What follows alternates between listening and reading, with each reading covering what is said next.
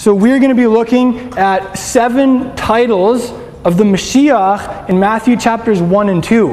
And as we go, we will be looking at scriptures. We'll read them on the screen. So that's why we're not having a reading, because we've been in the same chapters for several weeks. And I really hope that you've already read these chapters, because we've been in them for a couple of weeks. So Matthew chapter 1 verse 1, a couple of Shabbats ago we looked at Yeshua and what it meant that he was the Christ. That wasn't his last name. It means he was the anointed king of a specific ethnic people group, a specific geographical territory, that of Israel. And of course he's a king on a broader level also. So we're going to look at the other title from Matthew chapter 1 verse 1 first. In there it says, the genealogy of Yeshua the Messiah, the son of David, the son of Abraham. How do you say son of Abraham in Hebrew? Ben Avraham. Everybody say Ben Avraham. What does that mean? I mean, really, if your average dude in a hotel picks up a Gideon and he starts reading, he's like, okay, Jesus is the son of Abraham. Really? What does that mean? What did it mean to the audience that Matthew was addressing his gospel to, which was primarily a Jewish audience? Let's look at that for a second, because this is who Yeshua is. This is going to be a really fun message, because it's going to be all about Yeshua and who he is. And I get really geared up when we get to just look at Yeshua and talk about him. So this is going to be awesome. In the Jewish world of Yeshua's time, for instance, in the Gospel of Luke, Yeshua throws that phrase around occasionally. He says, yeah, this person is the son of Abraham, a Ben Avraham. For instance, remember Zacchaeus, the short guy who climbed a tree so he could get a glimpse of the master? And everybody hated Zacchaeus. They hated his guts. He wasn't just a traitor. He was organizing a bunch of traitors. He would be okay, some people don't have very positive feelings about the IRS in the States. If you can imagine an IRS that was totally corrupt, that just took whatever they wanted and left you dry, Zacchaeus would be one of the top IRS guys. Okay, that's the idea. And you know what Yeshua said? He said, Zacchaeus, this day, as he is repenting and returning, he's a son of Abraham. He's a Ben Avraham. What did that mean in that context? It meant, you guys, Zacchaeus is one of us. He's part of the family. He's a member of our nation. If there are ins and outs, what that meant to Yeshua and the people he was talking to is, he's in. So when Yeshua's emissary Matthew says Yeshua is a Ben Avraham, he's saying, guys, to a Jewish audience, Yeshua is one of us. He's part of the family. He's a member of the nation. He's in. And you know what? Sadly today, often that gets misrepresented. A lot of Jewish people, the only vision they've ever had of Jesus is of a really Gentile dude who doesn't really maybe even like Jewish people very much. So remember that. Matthew opened his gospel with, Yeshua is one of us. When Matthew would say he's a Ben Avraham, that would also bring people's minds back to the literal son of Abraham. Who is the literal son of Abraham? Isaac, Yitzchak. So in Hebrew he's Yitzchak ben Avraham. And there are distinct parallels between Yitzchak ben Avraham and Yeshua ben Avraham. I want to point out 4 of those to you. Firstly, they were both miracle babies. Everybody say miracle babies. Miracle babies. They would not have happened if it wasn't for a miracle. We talked about that last week when we talked about the birth of Messiah, the King Messiah from a virgin. Man, Yeshua is even more of a miracle. I mean, a lady when she's 90 having a baby, that's pretty impressive. But a lady who's never had relationships with a man and that level having a baby, that's flabbergasting. So that's the first thing. Secondly, Yitzchak ben Avraham and Yeshua were both only begotten sons. They were both beloved sons. I'm gonna read you a very short passage here. If you want to flip to it, maybe I'll make a little noise. I'll go doo doo doo, and that means flip to the next slide. So doo doo doo. Genesis chapter 22, verse 2, the Akedah, the binding of Isaac. The Holy One speaks to Avraham, and this is what he says: "Take now your son, your only son, whom you love, Yitzchak." Now, this is a quandary because Abraham had more than one son. And he loved more than one son. So how could it say this? There's some commentary in the Midrash, which was kind of like the Jewish commentary from 2,000 years ago. This stuff was around in Yeshua's time. Sometimes he references it, or something that he says is similar to the Midrash. This is what the Midrash on Genesis has to say. The Jewish sages are talking, and they're this is the little dialogue that they give to help us maybe picture it. So the Holy One says this to Abraham, and then Abraham says, okay, so he says, take now your son. And Abraham says, which son? And the Holy One says, your only son. And Abraham says, but each is the only son of his mother. Remember Isaac and Ishmael? Well, each one is the only son of his mother. And the Holy One says, whom you love. And Abraham says, I love them both. And the Holy One says, Isaac. And of course, this is a made-up story, right? It's kind of humorous, but it helps us stop and notice, wait a minute, he had more than one son. Why was Isaac called the only son? Why was he the one called the beloved son? And the Midrash goes on to say, with that very question, why didn't he reveal it to him without delay? Like, why didn't he just tell him straight up, take Isaac? And the answer from the Jewish sages is, in order to make him even more beloved in his eyes. So the idea is, he was underscoring to Abraham, Isaac's like your only son, your only begotten son. Isaac is your really beloved son. So in the Jewish world, if you ask, who is the only begotten son, the beloved son, they would say, the son of Abraham. And who is Yeshua? The son of Abraham, that's right.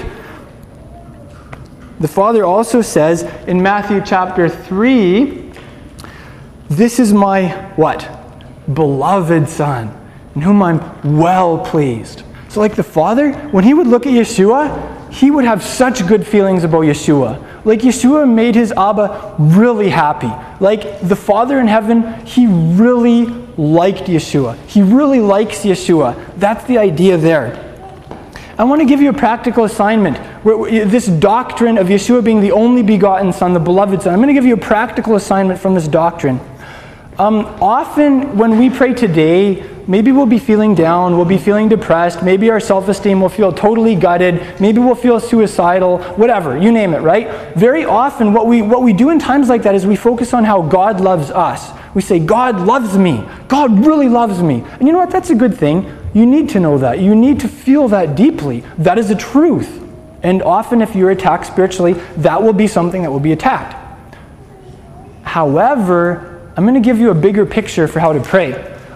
There's a famous business guru and sales trainer named Brian Tracy, and he likes to write about like psychology and stuff too. And one of the things that he says you should do when you're feeling down, if you really want to get psyched up, is you should say over and over to yourself, I like myself.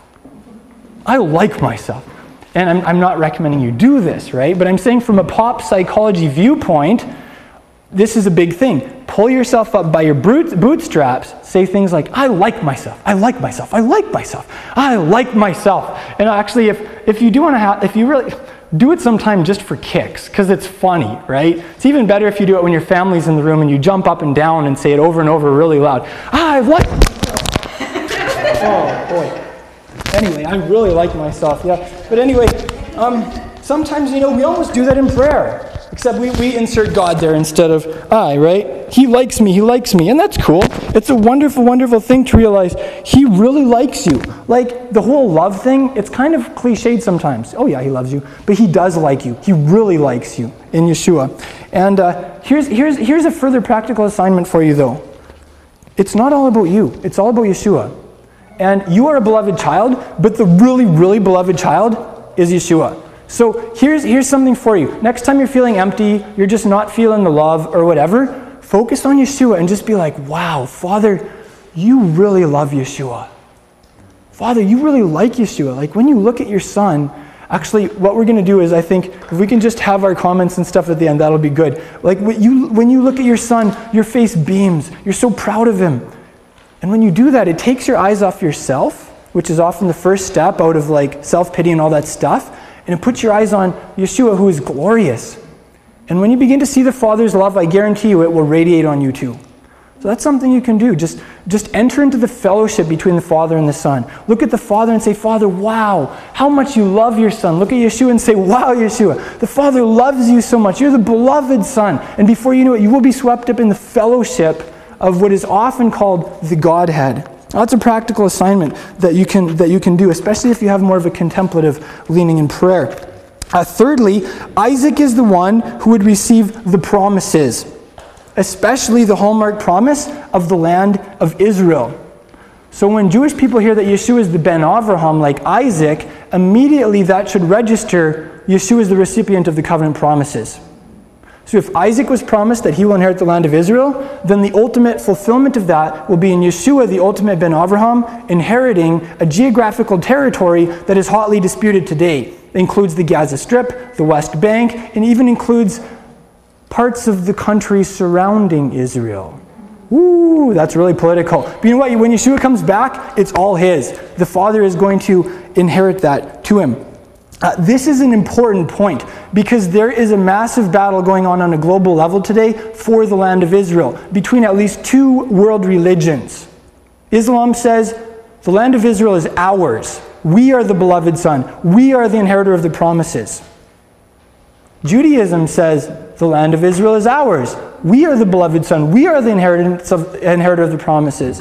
Historically, even the Roman Catholic Church has gotten involved and said, let's say in the Crusader era, Jerusalem is ours. We are the beloved Son. We should rule Jerusalem. This is a big, hot topic. And as disciples of Yeshua, as monarchists who believe that our king is returning to inherit the land of Israel, we say, actually, Yeshua is the beloved Son, and he is returning, and he will rule from Jerusalem, and he will inherit the land of Israel. And those who are his will join him there. It reminds me of Joshua, the great general of Israel. Remember, he saw this massive dude with a sword? It was the messenger of Yahweh himself. And he said, whose side are you on? Are you on our side or our enemy's side? And in Hebrew, the first words off the lips of the messenger is lo. Do you know what lo means? No. He's like, no, Joshua. And then he said, I'm the captain of the hosts of heaven. In other words, it's not about whose side I'm on. The question is, whose side are you on, Joshua? Are you on my side because you just met your superior? That's the idea there. And it's still true today. The question the question is, whose side are you on? And ultimately, the only thing that's going to matter is who is on the side of the anointed king, Yeshua, the ultimate Ben Avraham. So, here's a passage that underscores that concept really well. In Galatians 3:16, Paul has this to say: the promises were spoken to Abraham and to his seed. Everybody say seed. Then he points out, he doesn't say and to seeds as referring to many, but rather to one, and to your seed, that is who? Mashiach. So all the promises in the Bible, yes, you get to share in them because you're in Yeshua, but ultimately, those promises were made to the Messiah. So if you are a Muslim, and I know none of you here are, but we've been getting geared up to talk to anybody who comes into our midst. There's a Muslim community here in Prince Albert. I want to equip you as Yeshua's disciples to represent him to the Muslim world and the Muslim community here. So if you're a Muslim, if you're talking to Muslims, seriously consider this. Yeshua is the true son of Abraham. In Arabic, you would say the true Baneh Ibrahim. Yeshua is the true Baneh Ibrahim. And he's returning to inherit the land of Israel. And Yeshua is not a Muslim. Yeshua is the king of the Jewish people. He will rule from the midst of a restored Israel, where the tribes of Israel will be regathered, according to Ezekiel 40-48. And if you're Muslim, then you believe that Yeshua was never crucified, he never, in the sense of him dying, and that when he comes back, he'll reign for about 40 years and then he'll die. That's actually not true. Yeshua was actually crucified. He did actually die, and there was solid evidence there from eyewitnesses. When he comes back, he will rule forever. That's the Messiah, the true king. Jewish people, if you're Jewish, perhaps you would say, well, I am a true son of Abraham, and the land of Israel belongs to us because God God gave it to us by right. And that is true. If you are a Jewish person or a member of Israel, then that is true. You do have rights to the land of Israel. Paul made that very clear in Romans 9-11. However, let me ask you, if you're not a believer in Yeshua and you are a Jewish person, is the God of Abraham really your God? I don't mean, is he the God of the people at your synagogue, your shul? I don't mean, is he the God of your family? I'm talking about, is he personally your God? Do you as an individual believe in him? Do you love him like Abraham, our national forefather? It's written that Abraham believed Elohim. That was his hallmark. That's what made him a covenant guy. Do you actually study the Tanakh and believe the self-disclosure of the Almighty for yourself? Or do you just believe what other people tell you? Do you just spend most of your time in the Talmud? If you're Jewish, I ask you this because it could be that you're just going through the motions. It could be that you're just doing what other people tell you and believing that. You need to go on a pursuit of him for yourself. He needs to be your God, just like he was the God of your father Abraham. And if you just feel empty inside and dead and like you're unable to believe him, that's because that's right. You are empty, you are dead, you are unable to believe him outside of Yeshua, filling you with the same spirit of faith that filled Abraham. Yeshua is the key there. The second title that Yeshua is called is the King of the Jews. Everybody say King of the Jews. So he's the son of Abraham, and he's the King of the Jews. In the book of Deuteronomy, it gives a very important requirement for a king. It says he has to be from your own brothers. He has to be a man of Israel. Yeshua is from the Jewish people.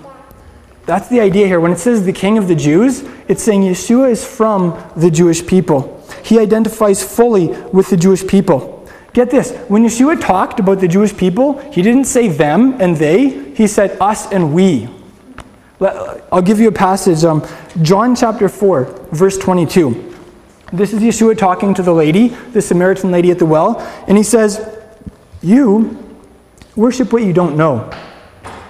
We worship what we know, for salvation is from the Jews. Did you notice that? When Yeshua referred to the Jewish people, he said, we worship what we know. He fully identified and he fully identifies with the Jewish people, which is a very far cry from some of the early church literature. If you read, for instance, the Epistle of Barnabas, it's virulently anti-Semitic. It's full of Jew hatred and polemics, and it never talks about Israel as we. It always says them, they, etc. So I encourage you, see yourself as, like Ruth, a part of the nation of Israel. When you watch Israel on the news, when you talk about them, start saying we.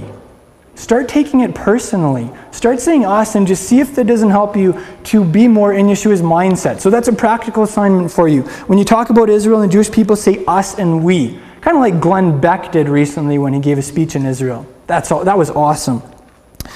John Gill, who was like the spiritual grandfather of Charles Spurgeon. He was a Reformed Baptist preacher in the early 1700s. I love his commentary because he has it full of traditional Jewish sources that help explain the texts. This is his comment on this text. Christ puts himself among them, for he was a Jew, as the woman took him to be. And get this, did you notice that twice in the book of Matthew, this title, King of the Jews, surfaces? And in both occasions, it was not planned. It was almost like this freak occurrence. These guys come from the east, totally unscripted, and they're like, there was a baby born, and he's going to be the King of the Jews, and we're looking for him. And then what else happens? At the end of the gospel, when Yeshua is being crucified, it was not his idea. It was not the idea of his apostles. It was the idea of Pontius Pilate. He had something written and nailed over his head. And ironically enough, what did it say? This is Yeshua, the King of the Jews. I mean, like the irony of that is so thick. And it's so striking too. You know what really hits me about that? That's the title that came up when Yeshua was born and when he died. Could it be that that's a deep passion in his heart? Could it be that Yeshua was born to be the king of the Jewish people, and that he died to be the king of the Jewish people? Now, is that all he was born and died for? Of course not. He is passionate for the nations. He is so about seeing the gospel reach mankind in general, but sometimes we kind of forget about this other element of his heart. He's passionate about the Jewish people. So, what that means is that Yeshua, as Islam teaches, will not come back and Islamicize the planet and convert all the people of the book to Islam. Yeshua is not going to come back and convert all the Jewish people to Islam. Why? Because he's the king of the Jews. When Yeshua comes back, he's also not going to liquidate Israel and make all the Jewish people Gentiles. Why? Because he's the king of the Jews. Yeah. The third title that we see in the book of Matthew applied to Yeshua is he is Israel. Now, it doesn't explicitly say this. You have to read the other half of the verse that isn't quoted. You remember that the exile of the master as a baby down to Egypt happened to fulfill an ancient prophecy. The ancient prophecy was in Hosea chapter 11, verse 1. And this is what it says. When Israel was a youth, I loved him. And out of Egypt, I called my son. Now, is this talking about literal physical Israel? Yes, it was. Was it also talking about the Messiah? Yes, it was. Matthew 2 quotes this as being about Messiah. This is really important. The apostolic writers would frequently take verses out of context, out of their linguistic, historical, original context, and they would apply them to Messiah, and that's good. That's okay. Because actually the word is all about Yeshua. So there are different levels of scripture interpretation, right? So let me ask you, if the second half of this verse is about the master as a baby, out of Egypt I called my son, could it be that the first half of this verse is also about the master? When Israel was a youth, I loved him. Yes. Yeshua was beloved by the Father when he was a teenager, when he was learning the trade of carpentry, when he would go to the synagogue, when he was just learning the texts of the Torah. The Father really loved him. So, Yeshua is Israel. This was actually a big thing in the early Yeshua movement. To the early Christians, they were like, yes, Yeshua, one of his titles is Israel. An example of this would be in Justin Martyr's Apology. He references this several times, chapter 75, chapter 100, and chapter 135. I'll read you a quote from that last chapter. Justin Martyr, he was like all human beings. Not all of his theology was straight, but he did a powerful job preaching Yeshua to the Greco-Roman world and to the Greek philosophers specifically. And it's interesting reading him. He lived like about 100 years after the Master's ascension, and it gives us a good feel for how the early believers thought, how they read certain passages. So Justin Martyr, in chapter 135, has this to say. As therefore Christ is the Israel and the Jacob, so there's him and who he is, even so we who have been quarried out from the bowels of Christ are the true Israelitic race. So did you hear that? The early Christian movement saw themselves as part of the, quote, Israelitic race, because Yeshua is the ultimate Israel. It's who he is. And when you are quarried out from his bowels, to use that old expression, that's who you are too. So I really like that. I like that quote. Unfortunately, he went on to say, that means you're not the real Israel. We Christians are the real Israel, and you Jews aren't the real Israel anymore. You're a bunch of write-offs. That's sad. That part wasn't true. Here's a passage that I really love that depicts Yeshua like this. John chapter 1, verse 47 says this, Yeshua saw Nathanael coming to him and said of him, look, a son of Israel indeed, in whom there's no deceit. You know the expression, it takes one to know one? It's really true. It meant something to Yeshua to be a son of Israel. So when he saw another guy who was a real son of Israel, Yeshua couldn't help but say, look at this guy. This guy's the real thing. This is something that I like. I noticed this. And he pointed it out. This guy's a real son of Israel. Two more titles of the Messiah that pop up in Matthew chapter 2 are quotes from the book of Micah, chapter 5, the prophet Micah. And this is what it says. You can read it with me if you want. It says, but as for you, Bethlehem Ephrathah, too little to be among the clans of Judah, from you one will go forth for me to be ruler in Israel. His goings forth are from long ago, from the days of eternity, and he will arise and shepherd his flock in the strength of Yahweh, in the majesty of the name of Yahweh, his Elohim, his God. And they will remain, because at that time he will be great to the ends of the earth. That means all the way to Saskatchewan. Because if you look at where Israel is and then you look like concentrically out, man, I mean, BC is even more, BC is like the end of the earth. We're pretty close in Saskatchewan. He will be great even to Saskatchewan. So you'll notice there are two titles of the Mashiach in this passage. Firstly, it says he's a ruler. The Hebrew word for ruler is Moshel. Everybody say Moshel. I would spell that M-O-S-H-E-L, Moshel. And then the second thing that he is in this passage is a shepherd or a pastor. We'll look at that second one in a second. Moshel. That word is translated as ruler, but it's a really big word. And I want to read to you, I have here a book called the Etymological Dictionary of Biblical Hebrew. Stuff like this really turns me on. I love etymological dictionaries. And this is based on the research of the ideological founder of conservative Judaism. There are two conservative synagogues in Saskatoon, and they are part of a movement that was started in the 1800s by this rabbi whose name was Samson Raphael Hirsch. He's very well known in Judaism. His scholarship is very well respected. And what Hirsch did is he took Hebrew words and he took their roots, and then he expounded on them. He looked at every place where that root turned up in the Hebrew Bible, and then he gave a fuller feeling for each of these words. So, and I love this because it makes these Hebrew words come alive. So his research makes this title of Messiah, Moshel, come alive. This is his amplification of this term. Moshel means to determine role or character, to rule by command. So the one who defines or determines a role or character, or who rules by command. And then he has several verses where each of these meanings is highlighted. I'm not going to read them all to you, but I'll just list them for you. Ruling, number 1. 2, designating character. So did you get that? A person who defines a people group or a nation, in Hebrew is a moshel, a ruler. Being completely in charge. Kind of like Genevieve's dad has a shirt that says something similar. God is in control. If that shirt said Yeshua is in control, that would be the idea of Moshel. 4, a historian, tying events together. One of the translations of Moshel is a historian who ties events together. Yeshua is a historian. He's all about history. When you look at Yeshua, history will all of a sudden make sense. All the major events in history, especially covenantal history between the creator of the universe and his people, they're tied together in the Mashiach. 5, a parable instructing behavior. One of the ways that this word Moshel comes up is as a parable. The book of Proverbs is called Mishlei. Everybody say Mishlei. It's translated as Proverbs, but it's the same word as a ruler.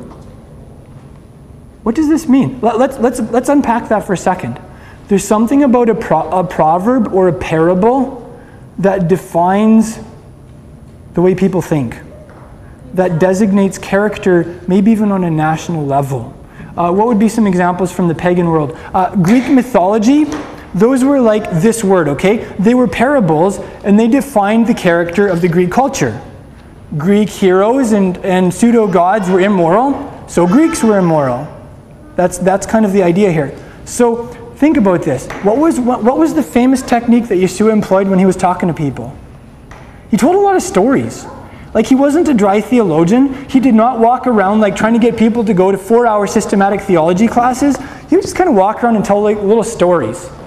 And people would be like, wow, it's the great rabbi, I can't wait to hear him. And they'd go to hear him, and he'd like sit there, and he'd tell a couple of stories about a farmer and about a business deal, and then he would walk off. And they'd be like, that was it?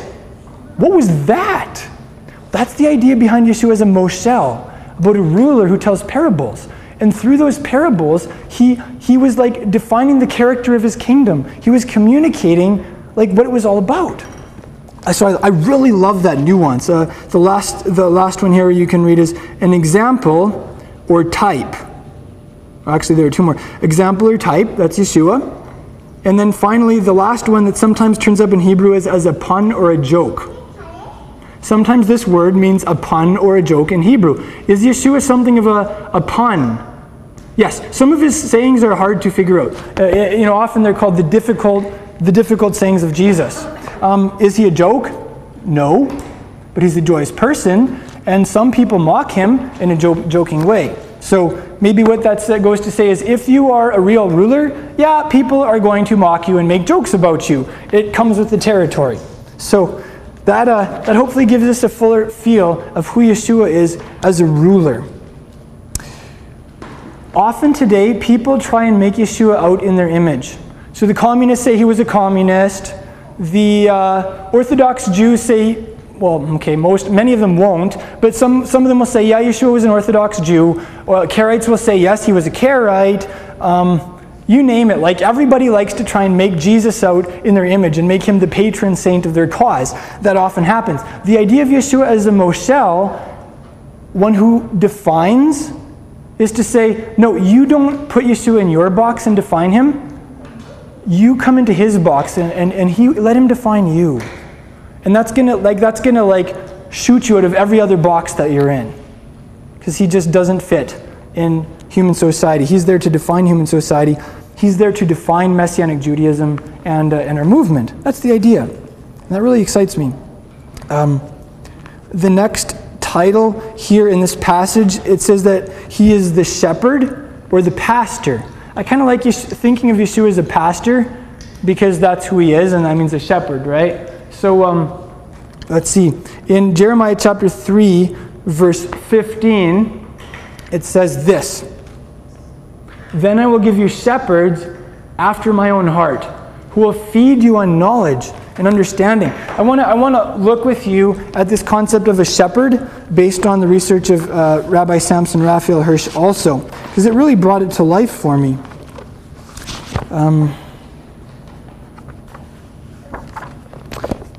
The Hebrew word for a shepherd is roeh. Everybody say roeh? Yeah. And the verb is spelled resh, ein, he, ra'ah. And it means to shepherd. And it means to tend or to satisfy needs. So the idea of a shepherd is tending people and satisfying people's needs. He breaks it down based on several verses as leading to pasture, grazing, wandering and tending, being neighborly and concerned. Actually, I got a really cool little opportunity to be neighborly and concerned this morning, because all of the vehicles had really thick frost on the windows, and I was running around our house in our basement trying to find our scraper, because we moved and nothing is where it's supposed to be. And so we got out to the van and I was scraping the windows, and I noticed that a couple of vehicles down there was a lady with her little kids, and they were sitting in their van, and she was trying to scrape the windows with the windshield wiper, because obviously she didn't have her scraper out either. It was chunk, chunk, chunk, chunk for a couple of minutes, and I was like, that's not doing anything, but she's really not giving out. And you could at least be out there with your fingernails. I'm sure lots of us in Saskatchewan have done that. So I was like, I have my scraper. Yes! So I got to go over and scrape her window for her. She was taking her little boy to the hospital because he was really sick. And so, it was just a really cool little opportunity to be this word, to be neighborly and concerned. And when we do that with our neighbors and the people around us, you are becoming a shepherd in the biblical sense of the word. I love that. It also means friend. Like in Shir HaShirim, when it talks about a friend, it's the same word for shepherd. There's this interplay there, right? I don't know what that's all about, but that's another word. And then it also means unified nation. Why? Because when a nation has true leadership, when it is shepherded by people who have integrity and are strong, that nation will be a unified nation. That also applies to movements and communities. And then also means pasture land. So when it talks about Yeshua being a shepherd, it means all of those things. Don't you love that? Doesn't it give you a fuller sense of who he is as a shepherd? Yeah. And then of course we also have this passage. If Yeshua is the ultimate pastor or shepherd, then Yeshua is the one who is really in touch with the Father's heart. He doesn't just talk on an intellectual level. When Yeshua talks to you, or when Yeshua talks to someone in our culture, he talks to their heart. If you're a male, this will be a little bit harder for you to comprehend or to maybe do sometimes. Because, this is very stereotypic, but I think it's often true. Often when I watch ladies get together, they'll talk on a personal level. They'll talk about how are you doing and stuff like that. When guys get together, they often talk about things like the economy, the political arena, taxes, technology, stuff sports, stuff like that, right? And I'm not saying that's always true, but you have to admit, sometimes us guys don't talk on a heart level as often. It's not our first reaction, okay? So get this. It doesn't just say that Yeshua is a pastor and pastoral types talk on a heart level, although there is that part. It also says they talk on a knowledge and understanding level. Knowledge and understanding means information and perspectives, okay? Knowledge is information. Understanding is your perspective on something. And okay, guys are more into that, right? So we see both sides in the master. A true pastor will be in touch with the heart of the Father, will talk on a heart level, and a true pastor will also communicate correct information. So a real pastor should be giving you like historical facts, statistics, quotes from sources, and real perspectives on real life scenarios and international concerns. That's what pastors do. Not just one, not just the other, both. And you know what? Every one of us in this room are called to be a pastor, to take care of the people in our lives. So, you know, these are two areas we can grow in. I'm going to give you a practical assignment. It seems like, generally speaking, people are either more emotionally oriented or mentally oriented. So either you'll be more about like your feelings, and if you're down, you're really down, and if you're up, you're really up, and you know, like you kind of relate on an emotional level, or you will be more like mentally oriented, where you really love to think, you love intelligent conversations, you love all the, you know, facts and statistics that I just mentioned. Most of you in this room will be either one or the other. Like you'll have a strength towards one or proclivity towards it. And we also tend to relate to the creator of the universe on that level that we are strong in, and sometimes to like not understand people who don't, okay? So if you're all about the heart of God, like it says in this passage, you're going to be all about that relational aspect, about connecting with him and things like that, and that's really good. But you may have a tendency to not see the place for information, for historical facts and statistics, and for perspectives on big stuff. Now, so the answer is, or you may not even like, reading the Bible might not even connect so much for you, because you just want to sing and play your instrument, because that's what really does it for you. For you, my suggestion would be, you know, you'll have to focus on growing in your understanding of the Word, on cultivating a real love for history that's relevant, and that kind of thing. And you know, you'll have to put up with guys like me, because that's the level I talk on.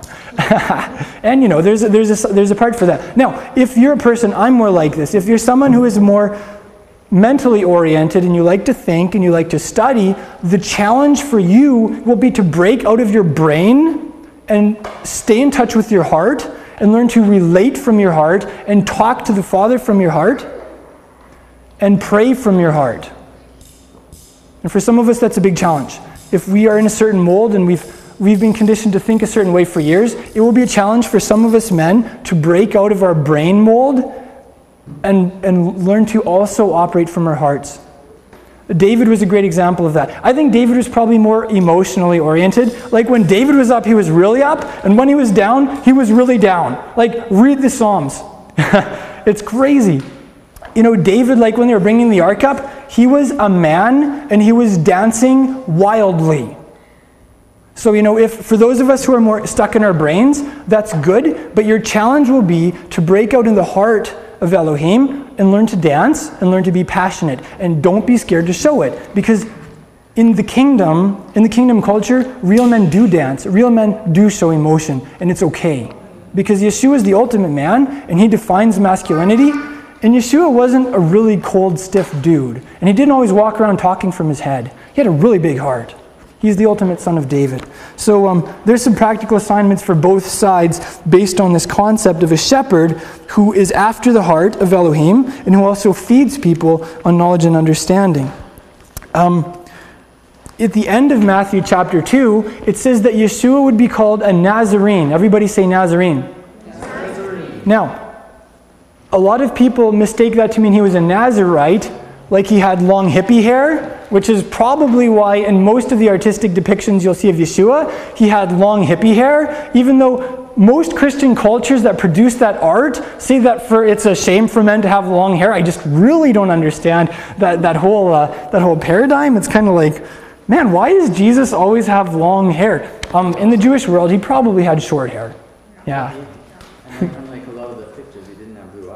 Yeah. He did not have blue eyes either. That'll be a shock to some people. He actually wasn't very Caucasian at all. But that doesn't mean that he was a Nazarite. It's actually a reference to an ancient prophecy about the Messiah from the book of Yeshayahu, Isaiah, chapter 11. Let's read that verse together. It's in Isaiah chapter 11, verse 2.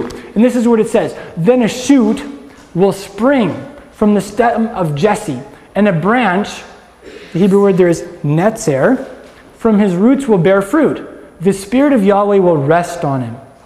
And then it goes on to say it's the 7 spirits of the Holy One. So get this. The Hebrew word for a branch is netzer. That is the Hebrew word that the town of Nazareth, or Nazareth, was named after. You remember most of the people in Nazareth were related to each other. It was like a big extended family Hickville, and they were really backwards. And that's where Joseph was from. They probably named their village Nazareth, or branch town, because they knew that they were a family that was descended from David, and they had hopes that the Messiah, the King of Israel, would maybe even come from their family. That's probably how Nazareth got its name. So when Yeshua is called the Nazarene, it's a reference to this prophecy. He is the branch that grew. And if you read the chapter before that, it's talking about how Israel was chopped down by the Assyrians, and all that was left was a stump. But the stump didn't die, and it wasn't left like that. It says there's going to be a shoot that comes up out of that stump. How many of you have seen trees where the main trunk was chopped off, but a branch grew up and a new tree developed? That's the idea. There's going to be a chopping off. Israel's going to be decimated, but there's going to be a shoot that comes up, and the thing isn't dead. And that's Yeshua. That's the idea here. It's like the continuation of the Davidic dynasty, the new branch of David's kingly line. It's the netzer. Now, I want to give you a picture of this from Prince Albert. There's a situation. How many of you walk by the river in Prince Albert? How many of you have seen, yeah, you guys, I've even seen you. How many of you have seen that area of pavement down, like, way on the far west side, where there are all of these chutes coming up right through the asphalt and, like, trashing the sidewalk? What's that? Yeah, far on the east side, sorry. I went there yesterday and I took a couple pics for you because it's too cool. And it's a picture of Yeshua. I'm sorry, that's not super visible. Could someone go and just flick the lights for us for a second? Okay. They actually put, like, there's a whole stretch of pavement where there are all of these, like, upheavals from these chutes, these netzers. And they have it blocked off on either side. So you can see that at the beginning they have that block. There's a honking tree growing up through the pavement there.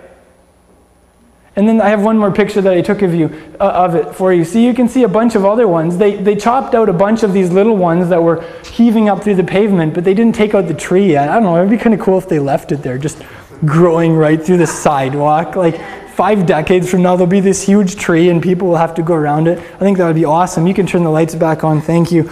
But that is a picture of the Messiah as the shoot. It's like, yes, there is resistance. Yes, there is this physical matter of flesh that would fight against his spirit and resist him, but he is invincible, he's unstoppable, and he will penetrate through everything that stands against him. He will pierce through it. And that's a picture of you and me too. Because in our spiritual lives, we will find resistance. We will fight temptations. We will have addictions that need to be broken. We will have times when we feel like spiritual sludge and we do not want to get out of bed. We do not want to pray. That's usually how I pray in the morning. I find a cup of coffee really helps me to lift that spiritual sludge from my soul, you know? But that's me. But the idea is, you and I are shoots like that too. And Yeshua's spirit is growing up through us, and it's like an unstoppable growth. So give into it, and just, it's going to happen. Let it happen. That's the idea. Those sprouts, those netzers, you could see they were causing some pretty serious upheaval, hey? That's a picture of Mashiach. Like, he comes into the physical world. He comes into the world order as we see it, and his kingdom comes through his people like us, and it will cause upheaval. It will change things because he's turning the world right side up. You remember in the book of Acts, when Yeshua's guys would come to town, they would usually start riots often. Like people would be freaking out. People would try and kill them because they were so radical. Because they were like these shoots from another kingdom that were entering into society and beginning to cause upheaval, and people knew what was happening. They knew our status quo is being changed right now. Our gods are being challenged. They knew, like, if this message continues to grow, we're done.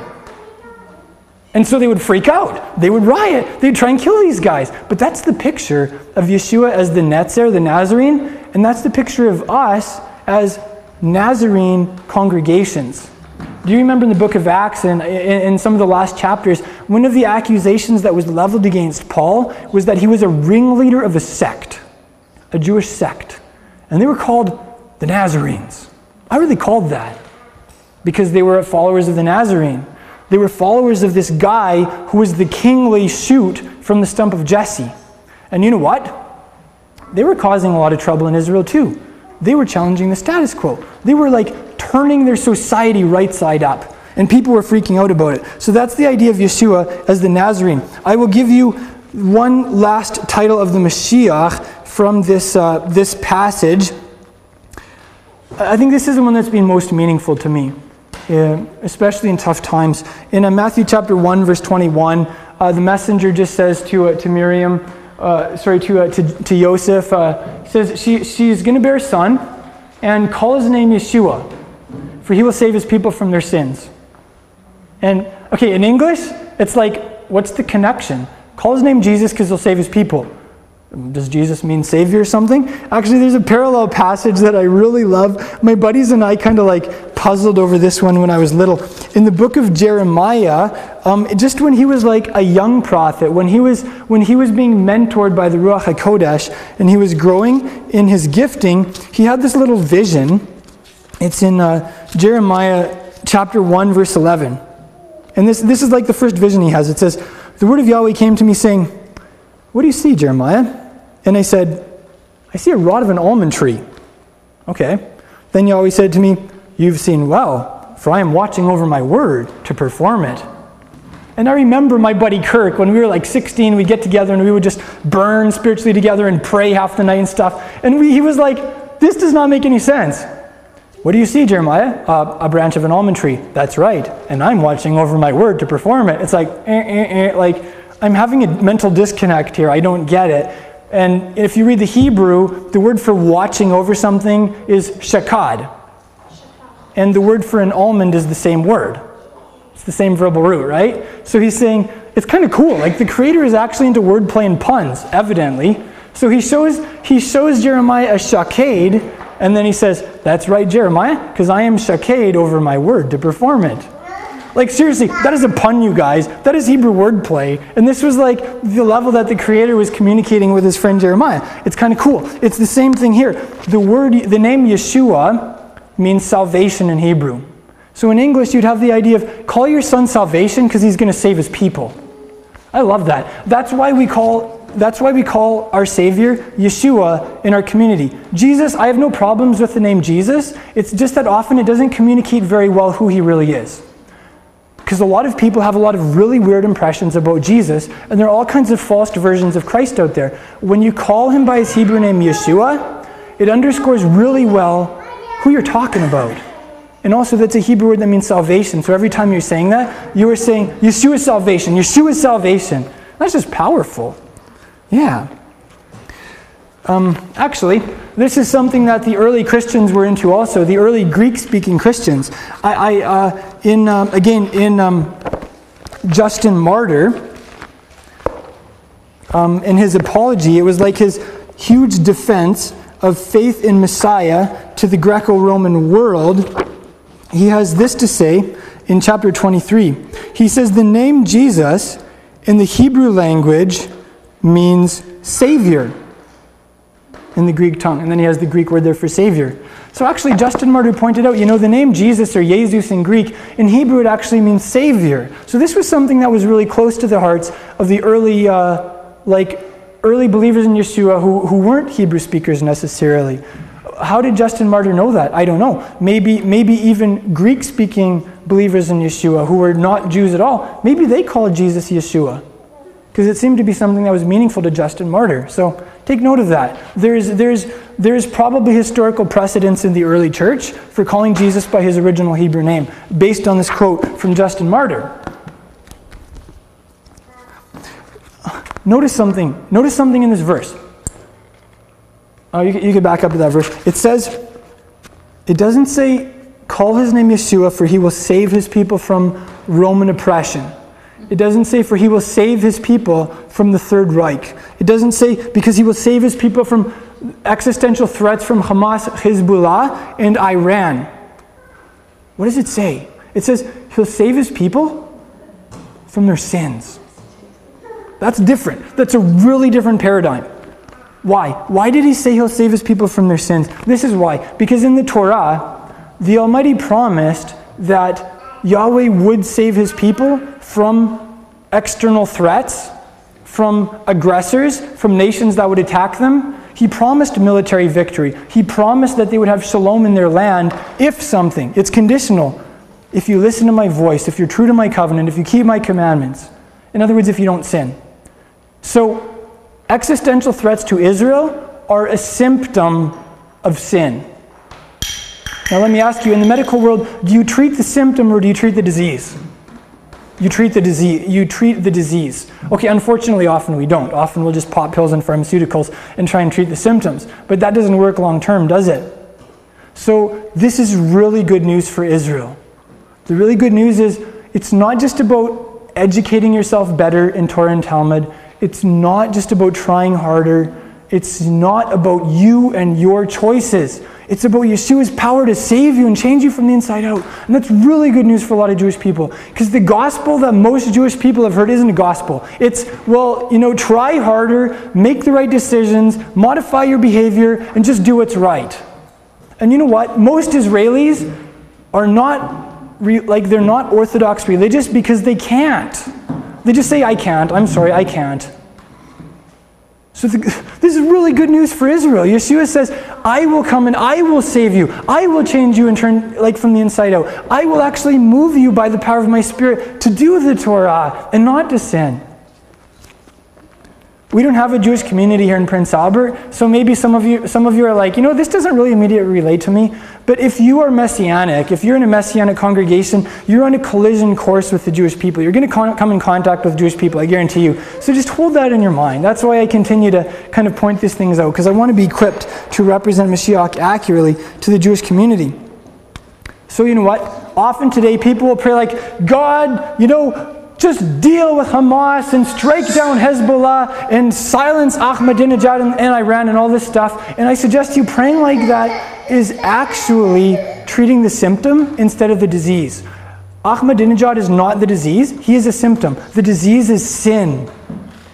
And when Israel repents and turns away from sin,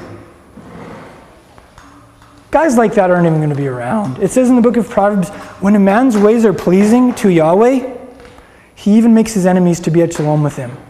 So when your ways are pleasing to him, he will make your enemies your friends.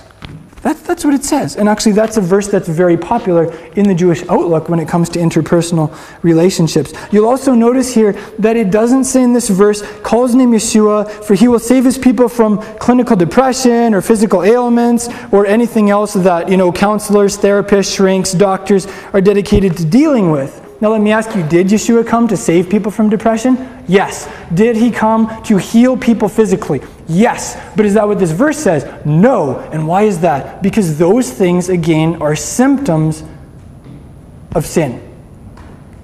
All of this mess that we as humans are in, all the brokenness and the dysfunction and the darkness, it's a symptom of sin. So when the root of sin is dealt with, all that stuff will disappear. That's good news. That's really good news. When I was in my mid-teens, I had a God encounter. I really began to wake up spiritually, and it was really, really hard. Seriously. Because I just had all this spiritual light shining on me, and I could see all this crud in my heart, and I was like, I have so much disgusting stuff in my life. And it wasn't condemnation, right? It wasn't hopelessness. It was hardcore conviction. And this verse was the verse that kept me going every day. This was the verse I hung my life on. Call him Jesus because he's going to save his people from their sins. So I was yes. Yeshua's going to save me from all this crud that he's showing me in my heart. I'm not even going to try.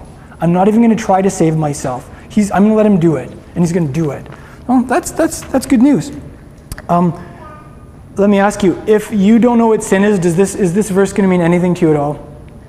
No, not really.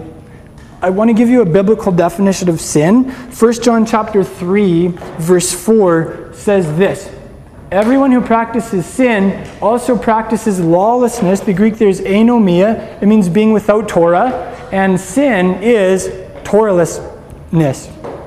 Right? So let me ask you, what defines sin? Our culture today would say there is no such thing as sin. There is no objective standard of right or wrong. And all the people who say there is are wrong. Which I always find funny. It's like the ultra-tolerant people are tolerant of everyone except the intolerant, which is inconsistent. And the people who say there is no right and wrong often go on to rail against the fundamentalists who of course are wrong. It's like, I think you should take your own message to heart and just shut up.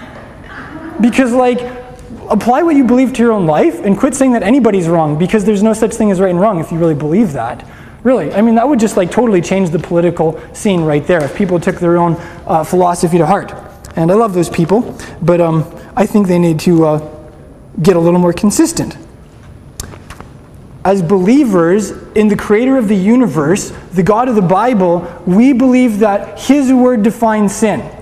And his word is his law. His law is his word. And in Hebrew we call it his Torah. Torah defines sin. So when Yahweh says to do something in the Torah and you don't do it, he says that is sin. When Yahweh says don't do something in the Torah and you do it, he says that is sin. All right? Seriously, often today in the Christian world, we have no hard and fast definition of sin. Really, we don't. Often it's well, whatever you feel like. I don't know, often we don't even talk about sin, really. It's not a very popular topic. But if we don't know what sin is, how are we going to let Yeshua save us from it and stuff, eh? How are we going to live it out? So, I really hope for us as the body of Messiah that we return to God's Torah. Because beginning in the Pentateuch, that's the definition of sin. So I'll give you an example. When he says, my Shabbat's forever, it's an eternal covenant, don't work on Shabbat, and we work on Shabbat, according to the Bible, that's sin.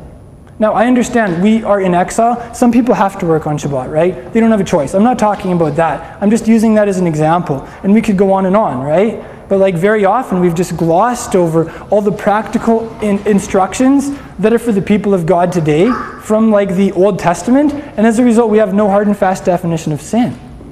And we say, well, basically they're just two commandments, love God, love people. And yeah, that's where it starts. But we need some definitions for what that actually looks like. So, it's good news. Yeshua came to save the Jewish people from violating the Torah. This is something, I'm going to give you another little thing to equip you for representing Yeshua to the Jewish people. Often Yeshua is totally misrepresented because Christians will come and say, Jesus came to set you free from the law. And what a Jew hears is, Jesus came to set you free from from God's definition of sin so that you can sin all you want. Ouch. It's just not true. Or, often believers in Jesus will go to Israel and they'll be like, yeah, these Jews, they're so religious, they have so many rules, they just need to get free. And that's a really unhealthy attitude, because when we go to Israel with that attitude, what we're saying is, I don't have a clue why Yeshua came. I don't have a clue why how the gospel is relevant to the Jewish people. What's relevant to Israel is to say Yeshua came to change you from the inside out so that you'll actually want to do the Torah. So that you'll quit breaking the Torah. That's the gospel. According to Matthew chapter 1. Yeah, the gospel, so that's for Israel. The gospel for our culture, it isn't a message of a lot of gospels out there today. Let's say the gospel according to Oprah Winfrey would be a gospel of self-help, behavioral modification, positive thinking, basically pulling yourself up by the bootstraps, self-salvation. It doesn't work. Seriously, it doesn't work. For some people it works for a little while, but they often become really weird and shallow and freaky, and then they judge everybody for whom it doesn't work, right? The gospel, according to Matthew 1, is Yeshua is here to save you from your sins, and he'll do it if you let him. That's simple. Yeah. Thank you for joining us in this message. I pray that it's been an inspiration to you in your discipleship to Yeshua the Messiah. Crown of Messiah is a relatively small congregation with a massive mission. We're not just making disciples and teaching the Word of God here in our city. We're also doing that internationally through vehicles such as the internet. It is our joy to offer you these messages for free at absolutely no charge. At the same time, we do have ongoing overhead expenses. It costs us something to produce these teachings and get them out to you. And we would appreciate it if you would, in turn, support our work in a practical way. Help us cover some of our basic expenses. You can do that by going to our website, crownofmessiah.com, and going to the donate page, where you can make a one-time donation or you can set up a monthly automated donation. I'm reminded of the words of Yeshua's apostle Paul in Galatians chapter 6. He said, "Let the one who is taught the word share everything good with his teacher." So if you're being taught the word by us, we would appreciate it if you would take the words of Yeshua's apostle seriously and make some type of return for the blessing that we are giving you for free. That way, we'll all be in it together, and we will be a team accomplishing the mission that Yeshua has given us. And you will go from only being a receiver to also being a giver. If you're like most people, finances are tight. We understand that. Finances are tight for us too. That's why we need people like you to come alongside us and to back us in the work that Yeshua has called us to do. Thank you so much for making that donation at crownofmessiah.com, and thank you for becoming a team member with us. We appreciate it.